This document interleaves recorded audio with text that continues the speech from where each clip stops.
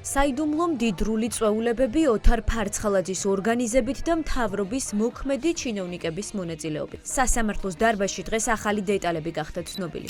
ირკვევა, რომ მოქმედ ჩინოვნიკებთან საქმეების დასალაგებლად ფარცხალაძის ჯგუფი ძირითადად კერძო ვილებზე ორგანიზებულ არაფორმალურ წვეულებებს იღენებდა. მოწმე, რომელმაც ეს ამბავი გათქვა, საიდუმლო ტოვებს ოცნების იმ მაღალჩინოსნების გვარებს, ვინც არაფორმალური შეკრებების მონაწილე იყო.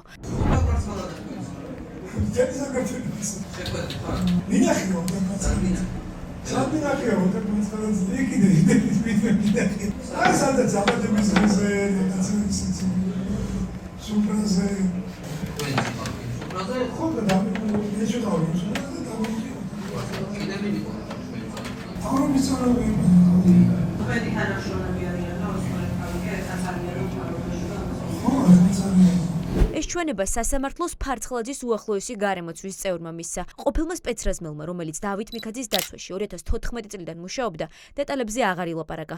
დამაზუსტებელ კითხვაზე პასუხისას თქვა, რომ ვერ იხსენებს იმ ჩინოვნიკების გვარებს, ვინც დაცვის თანმხლებით საიდუმლო წვეულებებზე ფარცხალაძესთან ერთად იკრიბებოდნენ.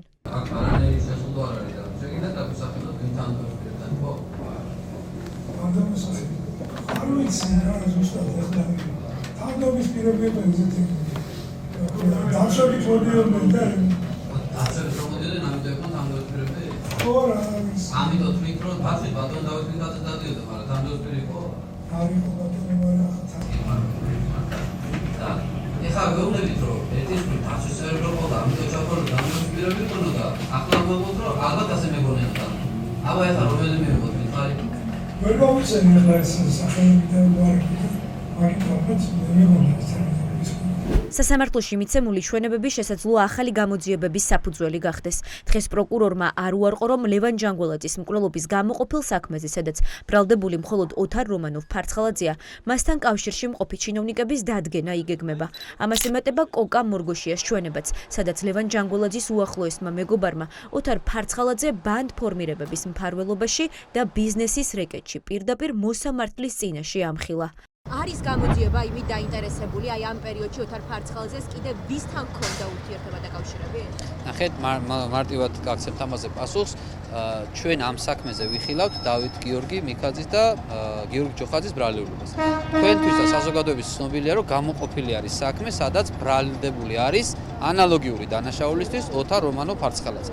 რაც შეეხება დანარჩენ დეტალებს, უკვე იმ საქმეში გამოძიების მსვლელობის პერიოდში რა ინფორმაცია წარმოშობა, ყველას გადამოწმება მოხდება. მოწმე დავით ჩუბინიძე დღეს სასამართლოში გლდანის ციხიდან მოიყვანეს. მას იარაღის უკანონო დაუფლების ფაქტზე წინასწარი პატიმრობა აქვს შეფარდებული. ამ საქმეზე ბრალდებულია დავით მიქაძეც, ყოფილმა სპეცრაზმელმა, რომელიც 2012 წელს უშიშროებიდან კერძო დაცვის სამსახურში გადავიდა.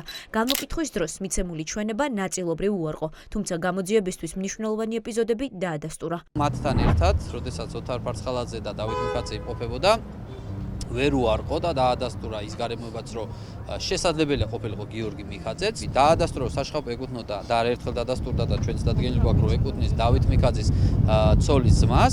დაადასტურა, რომ იქ უნახია სასადილოში, როგორც გიორგი ჯოხაძე, გიორგი მიქაძე, ასევე დავით მიქაძე და ასევე დაცხვალ შეკითხვაზეც დაადასტურა, რომ ოთარ ფარცხალაძის ძღოლიც უნახია საშხაპეში.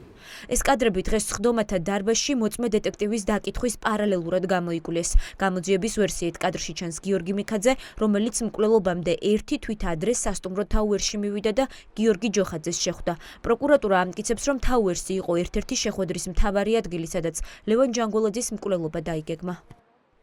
აგვისტოს თვეში სასამართლოს განჩინება იყო რამდენიმე პირის დაკავებაზე. მე მივიღე მონაწილეობა გიორგი მიქაძის ჩხრეკა დაკავებაში. ასევე სასტუმრო თაუერის 15 თებერვლის გარე ჩანაწერში მე ამოვიცანი გიორგი მიქაძე. კაცი ჩანს, რომ შავი ჯიპით ჩერდება. გადმოდის მანქანიდან 3 ადამიანი, მათ შორის გიორგი მიქაძე, რომელიც კაპიშონს იფარებს თავზე. გიორგი მიქაძე სასტუმროდან გამოსულ პირს გიორგი ჯოხაძეს ხვდება და აქვთ რამდენიმე წუთიანი კომუნიკაცია.